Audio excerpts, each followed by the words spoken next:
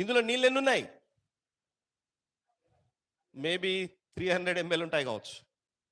I don't know, 250 ml లేక 300.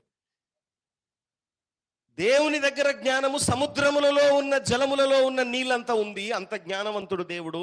ఆయన ఇంగ్లీష్లో ఏమంటారంటే ఓమ్నిసియంట్. ఓమ్నిసియంట్ అంటే సర్వజ్ఞాని.